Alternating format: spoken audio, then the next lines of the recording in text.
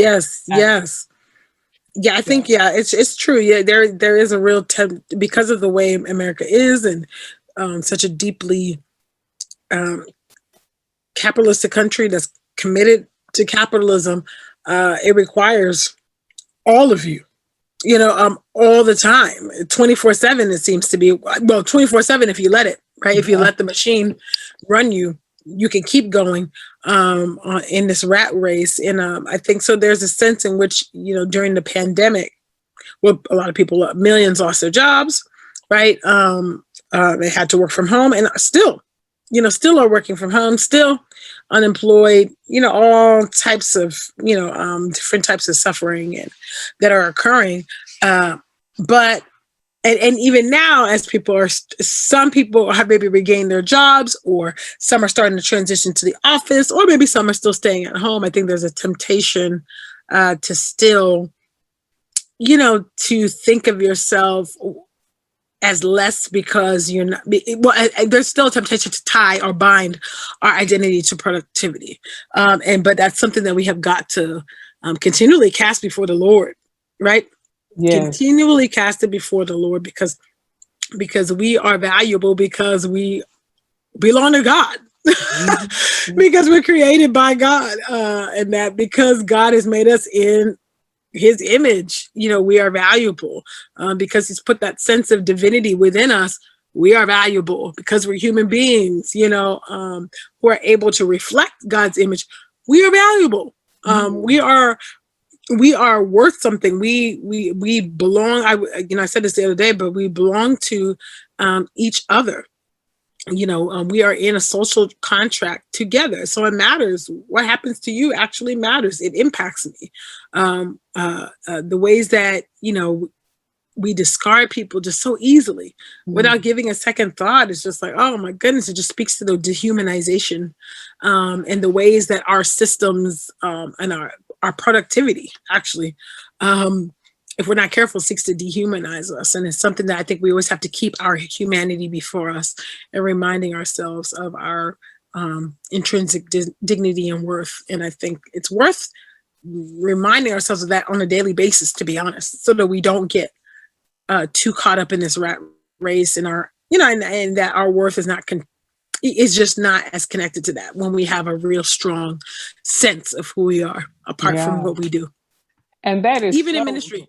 Yes. Well, hello and welcome everyone to the Well After Hours. I'm your host, Beverly Allen, and I'm so happy to be with you again, but I'm really excited today because not only is this the day the Lord has made, but this is the day for my special returning guest today, in the person of Ekemini UWAN, who is a public theologian and author and so many other great things, and an exciting time. But she is also the host of Truth's Table podcast, along with two other phenomenal young women, Dr. Christina Edmondson and Michelle Higgins.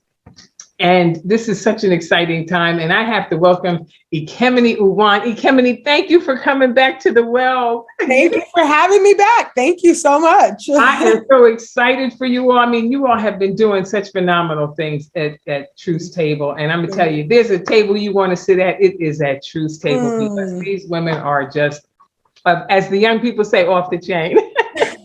For a Christian lens. I just love what you all are doing. But you know what? I have to get this geared up. I have to congratulate you along with my viewing audience, Truth's Table. I have to tell you, viewers and audiences, that Truth's Table has been selected as the Black Podcasting Awards choice for 2021 for religion and spirituality podcasts. Oh my goodness, what an honor. You all deserve it. That is so wonderful. Thank you. I mean, I know that there were probably other, and I said I had to pull this together because I wanted to everything was kind of going down under the sun with a little back. What is that? I had to give you my audiences. That's so funny. Thank you so much. Thank you. For Truth's Table, you all deserve that honor, and I'm just excited. And as if that wasn't even exciting enough, then on top of it, they are coming out with their new book, Truth Table, Black Women's Musings on Our first, yeah. Life, Love, and Liberation. And this is, you can see the beautiful cover in the back. I had this. Yours is flipped around. Yours is flipped upside down, but yeah, there you go. Yeah. You printed it out. Beautiful. Isn't gorgeous? I just love it. I love it in the background there. And I'm telling you, I can't wait. It's going to be released April the 12th, right? It's supposed to be. Well, it got pushed back due to supply chain issues. So it's pushed back to April 26th. So let's hope that it'll come out then and that there won't be any more delays. But yes, it is coming out. That is exciting. And we're going to put all the information, because what you can do is while you're waiting for it to come out, you can pre-order it. Important. Yes. And we're going to provide all the information so that you can do that and have your copy. So when the conversation begins, it's going to be so awesome. But you know what? We're going to get into the conversation and questions, but I just want to tell everyone a little bit about Ekemini. If you haven't been privileged or to see Truth Table podcast, you have to go see it. It's on Instagram, it's on Spotify, it's everywhere. Just Google it, but I'm going to give you all the other links at the end of the show. But Ekemini is a public theologian. She's also a contributing writer for Hallmark Mahogany and the inaugural theologian in residence for the Black Christian Experience Resource Center. She has appeared on MSNBC and NPR. Her writings have been published in The Atlantic and The Washington Post, and her insights have been quoted by CNN and The New York Times and The New Yorker. I tell you, you all are some bad sisters, as they say. Thank you. And it's just good to see God using, your gifts and talents and all those things he has predestined for you to do for such a time as this. I mean, that's another reason why I'm so excited for you all too, is because even in the midst of what's going on, throughout the world, it's good to have some good news and something exciting, that the Lord is doing that we can point people to look to. Absolutely. Especially in such a time like this. It's been a hard time, and so I think we need all the resources we can get, and all the hope that we can get. And so we're trying to put something out there that we believe will be useful, to our sisters at the table and edifying to the church is our hope. You were with us in 2021 in June. Yeah, that's when we had you on the show, and it was in the midst of so many things that was going on, all the racial tension. The talk of how we had to begin to kind of decolonize our theologies because of so many things that had been left out that we weren't necessarily aware of, or on top of that is now being made so well known. Which is really uplifting for our community, for the Black and Brown communities, which is wonderful. And I opened the show with a little clip of when you were, here the last time. You said something so encouraging, and it was a quote I had asked you about, and I said, you had said, truth, I shared it. Yeah, it is critical to keep in mind that our identity is not in our productivity, but is tied to our intrinsic worth and inherent dignity as human beings. And what made that so powerful too is because everybody was going through so much. There was losses of jobs, and people were feeling very low status changes for many people. And it was so true that sometimes we don't see ourselves as who we are, as just human beings, as you say, with the image of God within us. And it was a great time for you to, point that out. And I wanted the viewers to see that, because that's just a little sample of what they talk about, all the things on Truth Table. Yes, thank you. Thank you so much. I'm glad to be back. Yeah, but you know what? I wanted to ask you, this is you're going into your sixth season. Season 6 has started. It started on March 5th. Mm-hmm. We're rocking and rolling. That is amazing. And what are the number of episodes that we're up to so far? I think, God, it's been so many. I lost count. Oh, goodness. I don't even, off the top of my head, let's see, for about 5 seasons. We're definitely well over 100. We might be over let me just say 120. Yeah. I know it's been a lot. It's hard to count. Over 120 probably. Yeah. So every season is about 30 to 35 episodes, somewhere around there. So yeah.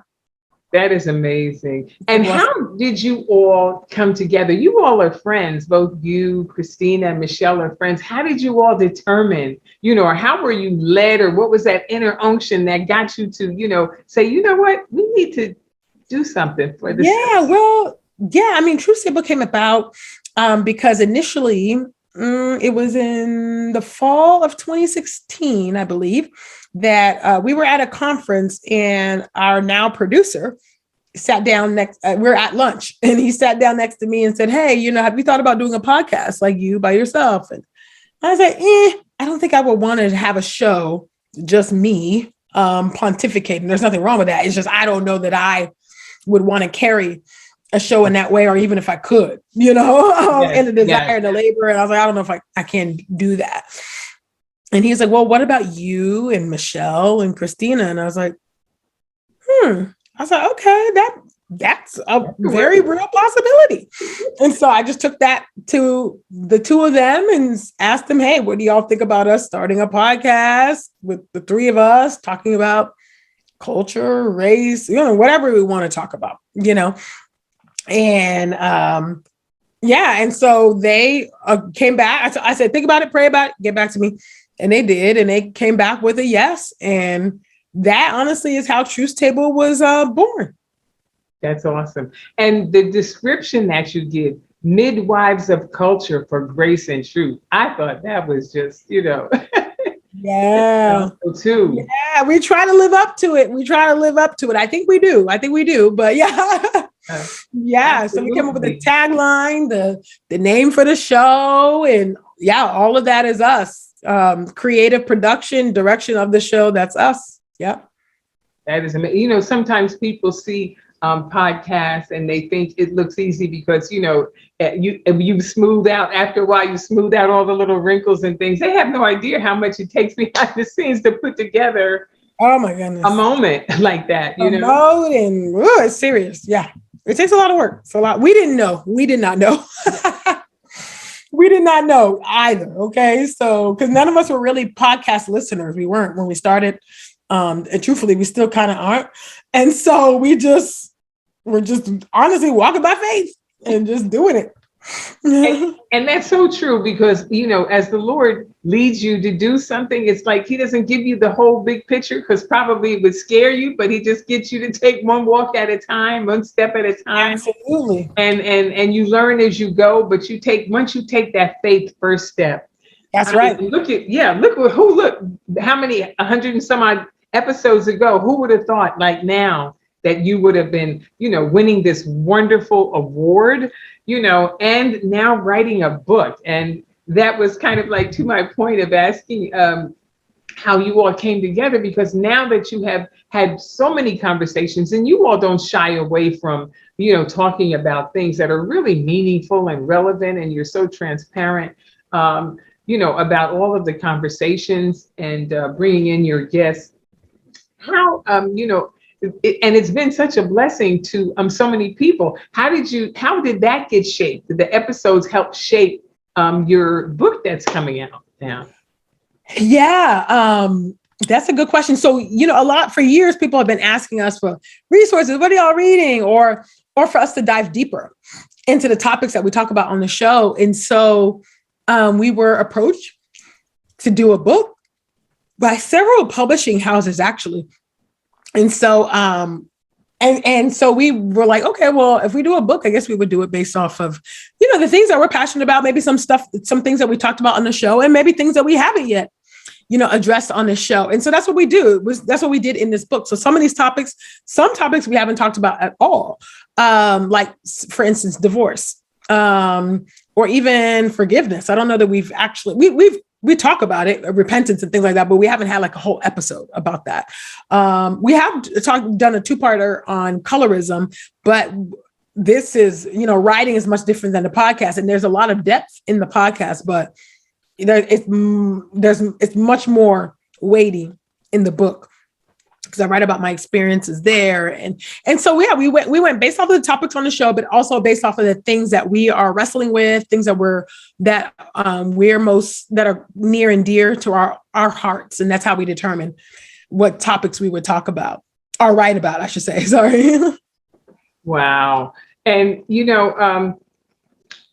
having said that, like you said, this is a podcast that is built by Black women for Black women. So many times when we embrace something that seems to be geared just towards, us or women of color, people get offended.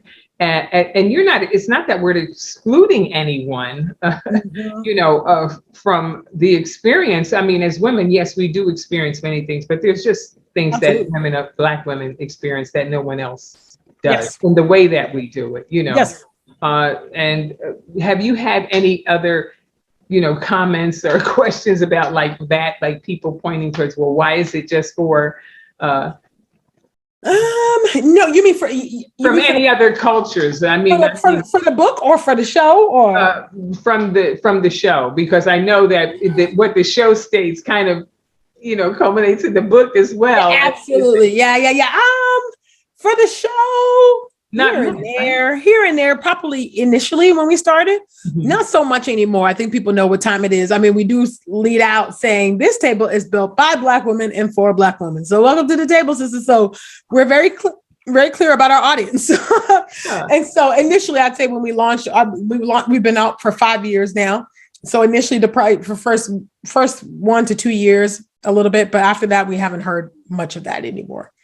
Wow. And I really kind of brought that up because I want to talk about, there's a couple of things like from like Christianity Today, they listed, you've been listed as 10 new or lesser known female theologians worth knowing. And Truth's Table is also listed in Christianity Today as 12 podcasts for your summer listening list. And they're telling people to go to Truth's Table, listen at them. If you want to learn something on race relations or, maybe some of the racial discussions that are in the, community of color, to listen to that. And I'm just saying, when you get the eye or the ear of such large media, companies as like the New York Times and them, that's really something. That's not a small thing, because there's so many podcasts, and it's not like it's the only, podcast with, African American women or Black women, even globally. So when you capture their attention, it kind of speaks volumes that you're saying many things of interest. So it would only transfer that in this book coming out, the 3 L's, life, love, and liberation, every conversation a woman could have would fit under those 3 topics. Anything you could talk about would fit under one of those 3 topics. Yes, absolutely. And so, the reality is that, initially when Truth's Table started, we really did carve out a niche and a lane for ourselves. They're just the reason, part of why it started was that in the religion and spirituality space, it was very, very white. And it was like, where's the representation for Black Christian women? Like, we are actually the most devout, faithful churchgoers, and congruent in our faith. And I was like, this is not reflected in these charts. And why is that? And so we thought it was really important to be able to foreground Black Christian women's faith perspective. And so that's what we've done on Truth's Table. And so yeah, there are many podcasts. There's so many now, right? But we started in 2017, right? Oh, and there were still a lot then, but we started, before I would say a big flood, of podcasts came into the market. And so we really did carve out our own niche. And I think even to this day, I don't know that there are other podcasts that do exactly the same thing that Truth's Table does, So, and that's just all, honestly, that's not to toot our own horn. That's just by God's grace, and the skills and the expertise and the things that he's given us and the unique callings that he's given us that have made Truth's Table what it is. And so even though it's taking a different shape, because it is taking a different shape in season 6, which is our current season, in that it's myself and Christina that are going forward. Michelle is has departed from Truth's Table formally in that way, because she'll be doing a lot of her ministry and other projects that she is committed to. So the book is the culmination of our work as a trio, but myself and Christina are going to be moving forward as a duo in season 6. And so, I do think that there's something, special or unique, synergistic that I think the Lord has, brought together. And I think we'll maintain as the two of us go forward. Mm-hmm. And it has been maintaining, should I say, because we are in season 6, Yes. And you also have discipleship classes that are associated with you. It's just doing wonderful things. Yeah. That is awesome. Yeah. And, and I'm saying that I want to just take a minute to share with the viewers a little bit of what Truth's Table has done, is doing, and looking forward to doing. And so don't go away. We're going to show you just a little clip to give you some insight into Truth's Table. If you haven't seen it, you have to go and view it. And we'll be right back.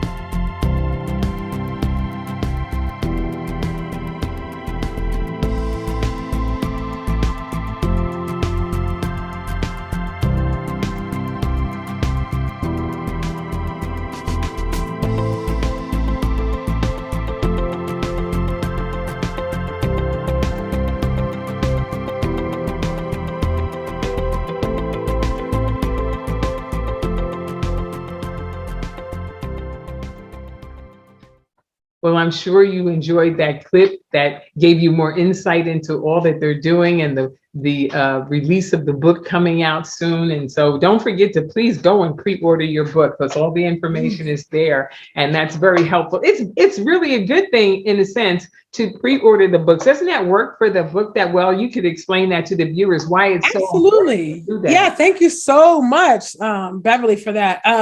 It is actually really important to pre-order the book. It actually has very, very serious impact on how well the book will do. It does a couple of things. It does signal to the power brokers and the institutions within the publishing world that the thoughts, the viewpoints, and the writing of Black women is important. And it lets them know we want more of this. And so when they see those pre-orders flood in and flood in and flood in, then they know like, whoa, this is a hot ticket item.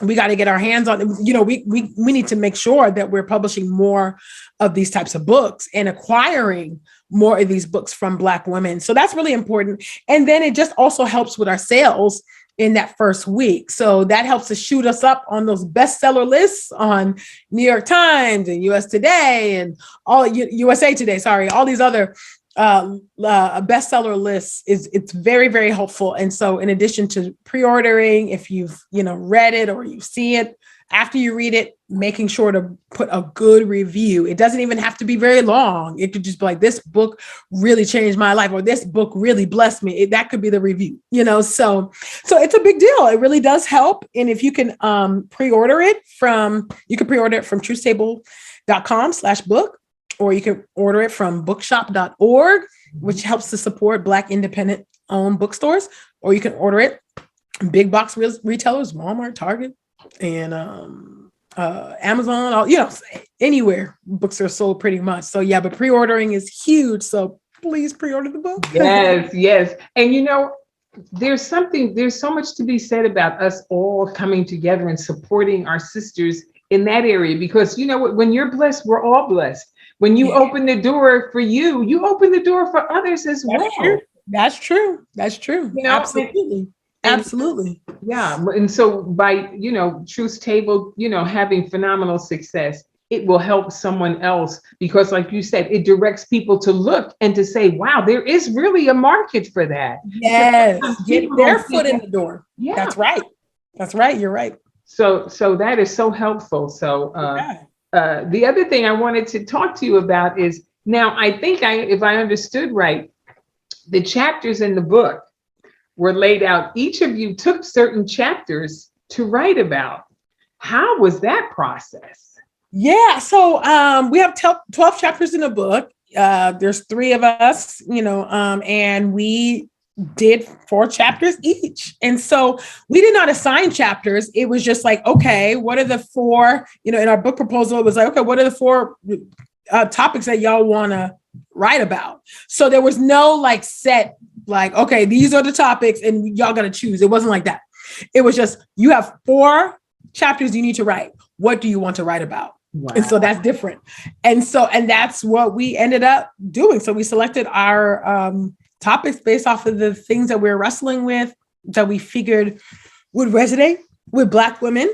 And that's how we decided to do it. And so now the process of writing is that, we wrote on our own, of course, but the editing process is interesting. We were on a Zoom call. And so with our editor, and we were literally reading our chapters aloud, and we would be like, stop. Can you say that again?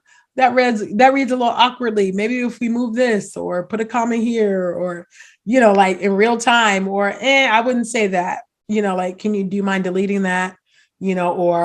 Or what about if you rephrase it, or, so that's, yeah. Wow.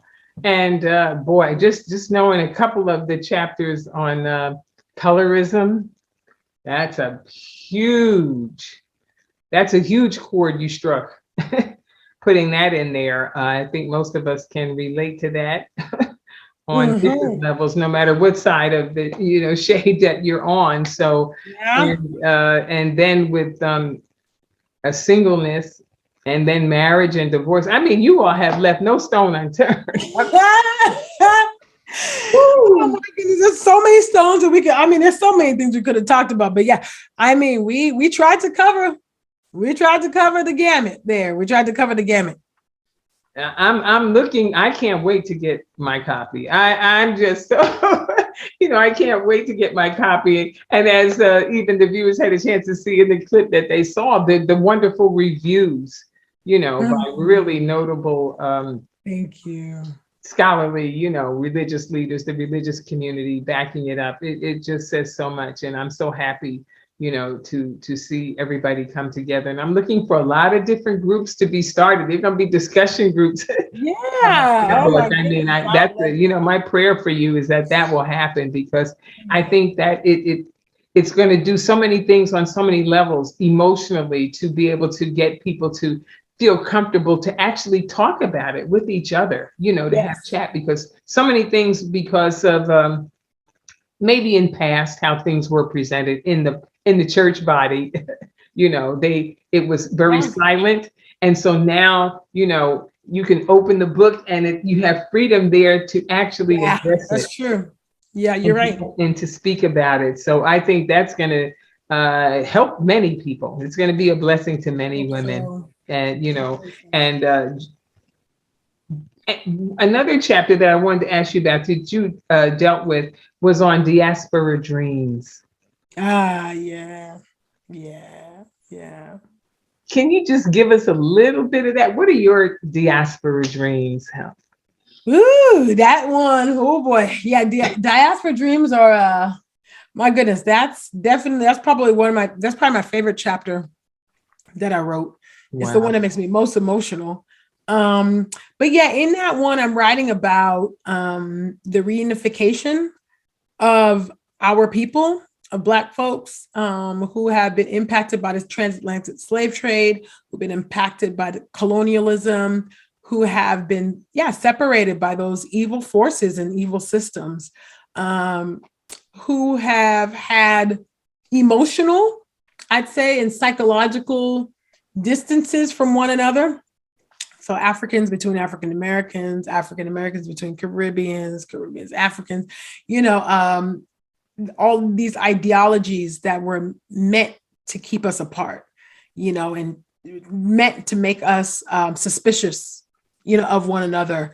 So I'm writing really in a way that foretells what awaits us and our reunification together. So a big Pan-African reunion that awaits us in glory, and so how we're always in search of a Black utopia, and I just wish, like we didn't have to deal with all of the racism and all the white supremacy and all of the killings and all, the police shootings and things like that. And we're like, where can we go to? I think that's a question that we're always asking. Where can we go to? Where can we run to? You know what I mean? Because even in Africa, you have to still deal with the wages of colonialism and slavery, right? So even there, you can't really find, the utopia does not quite exist, And so, that's kind of the backdrop in the landscape of that book. Of that chapter.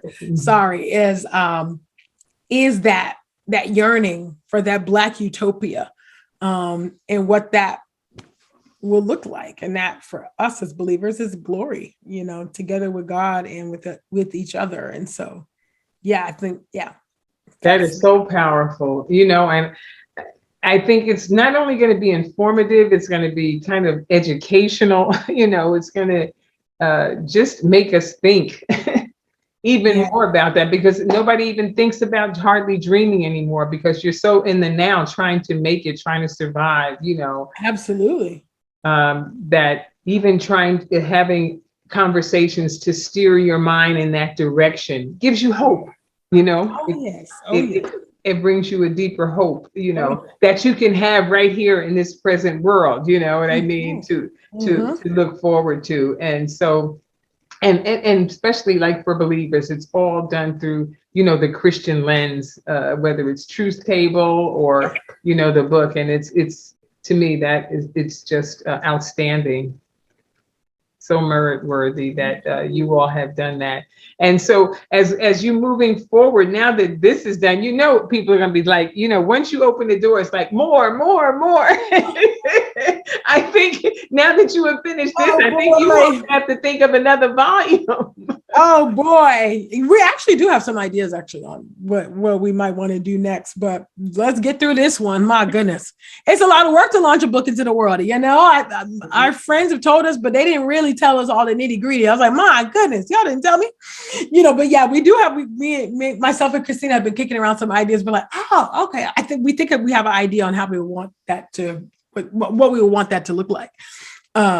But yeah, one day at a time, Yes, I know. And you, whether it's individually or collectively, we see you on this platform, but you're doing so many other things as well. Going out, you are, besides being an author and a co-host, you're a preacher, you speak, you preach, there's so many things you get involved in, that people are requesting for you besides writing articles for, other media places. So that in itself too is like, there's just so much. You wonder, how do you do it all? How do you juggle? What does organization look like in your life to be able to accomplish all these things, Oh boy. Well, I get up very early in the morning, that's for sure.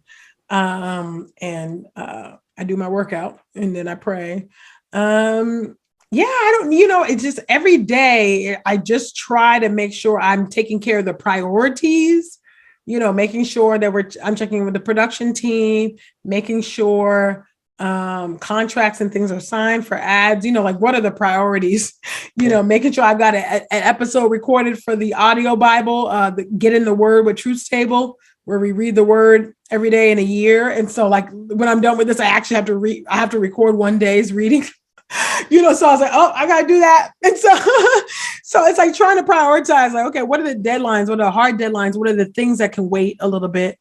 And so every day, honestly, it's just like, every day is so different, and when you work for yourself, you have to really be, I would say you have to have an entrepreneurial spirit, meaning you have to be able to be a self-starter, but you also have to be pretty disciplined with your time. And you have to, be pretty, pretty cognizant of like, okay, what's a waste of my time? What can I delegate? What do I need to keep on my plate? And so every day it's a prayer for wisdom and discernment, Lord, to help me to prioritize the right things.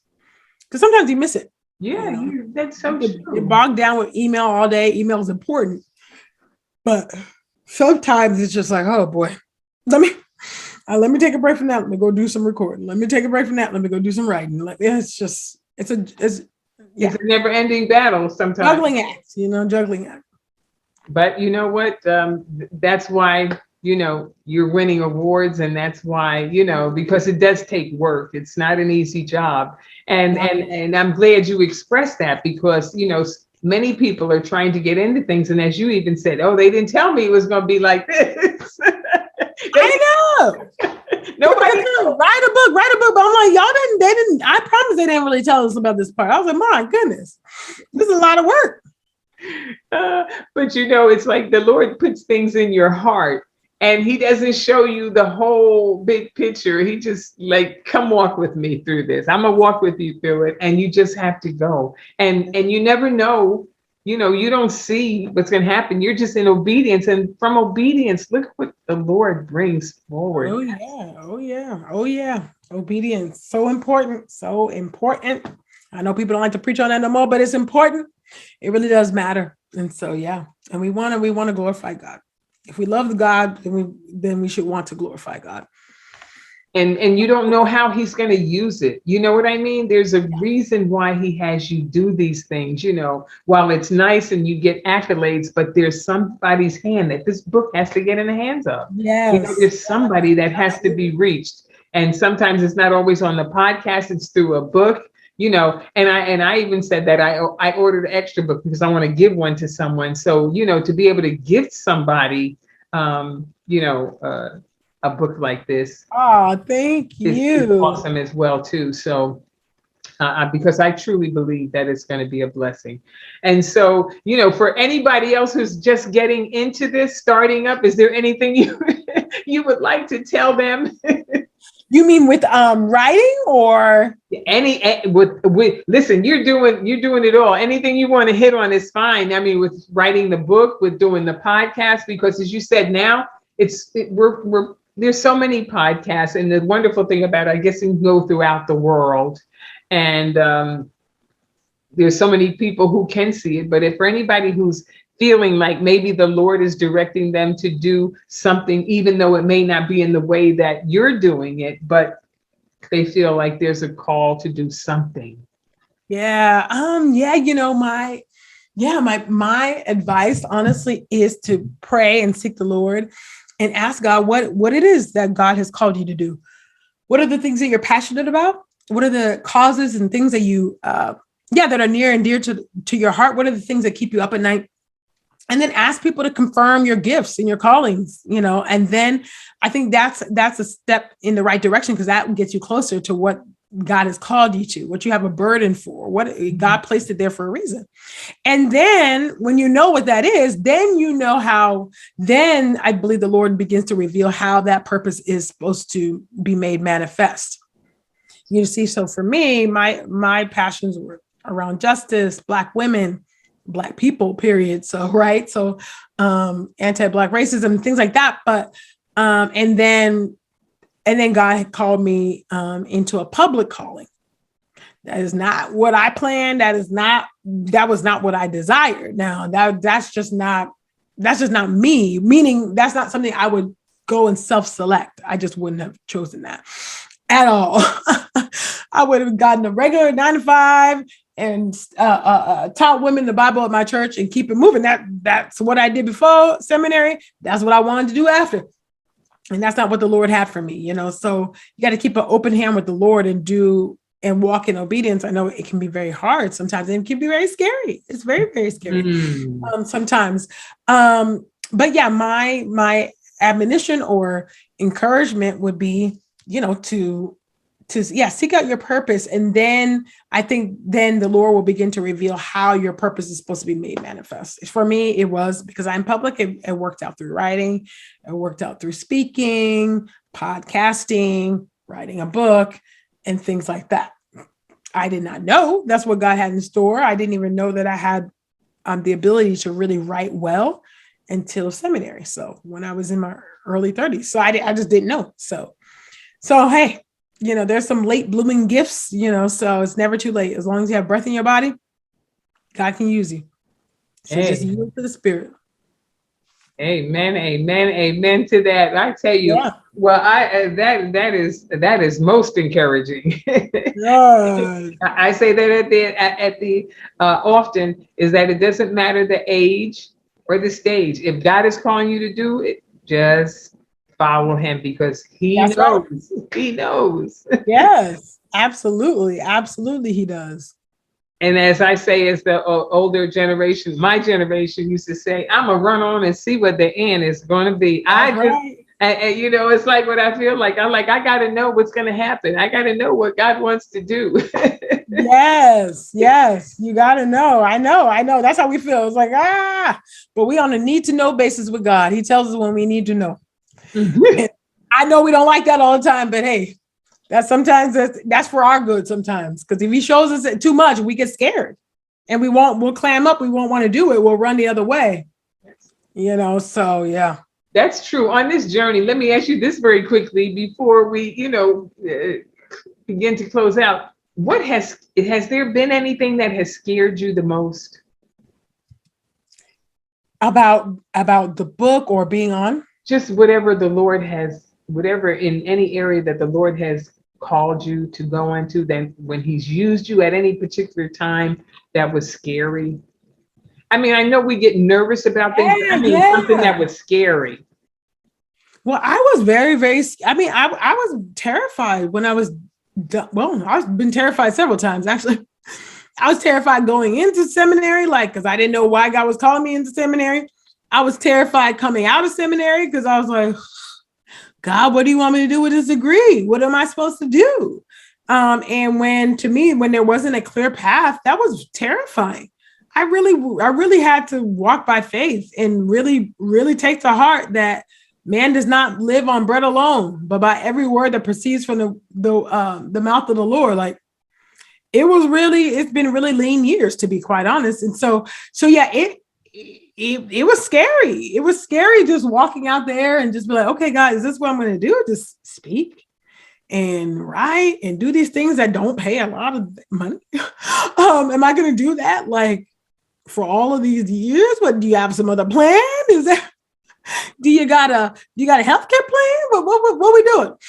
And so that was very scary, very, very scary. Now I think I've just acclimated, to it and still trusting the Lord and looking to God and still praying and open to opportunities, that the Lord is bringing. But yeah, that was very scary.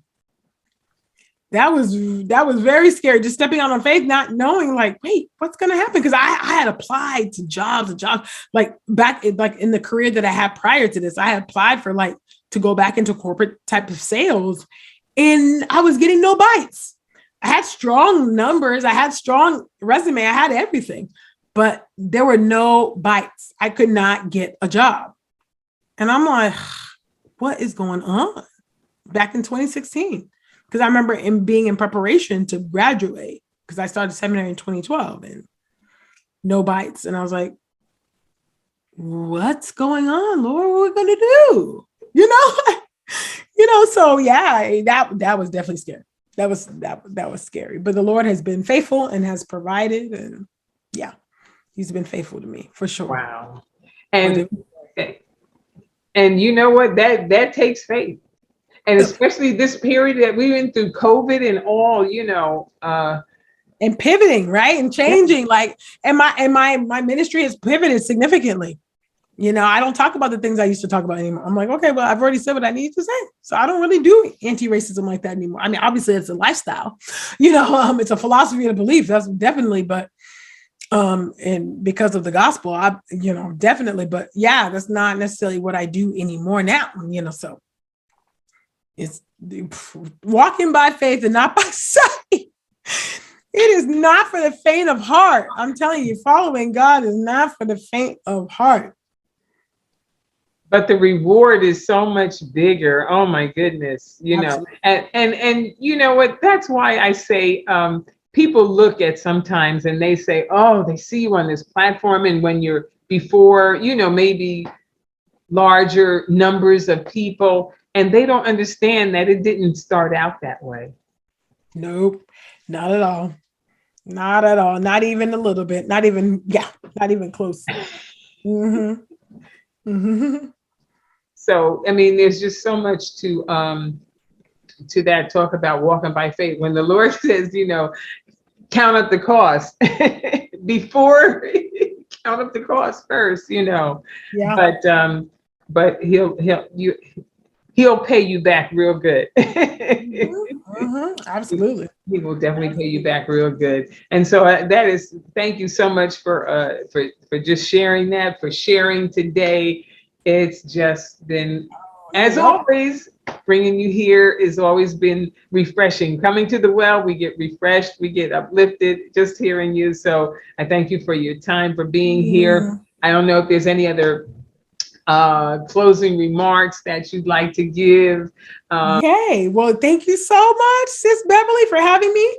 It's been a pleasure to be here, to be back, and to talk about our book, Truth Table, Black Women's Musings on Life, Love, and Liberation. You can buy it wherever books are sold. Please do pre-order it. Spread the word to your friends, to your sisters, to your brothers. Brothers need to hear the words of Black women. They need to read the words of Black women too, right? So, and then I'd also encourage you all to get in the word with Truth Table. I invite you to listen. Where else can you go on the internet anyway, to listen to the Bible read by Black women?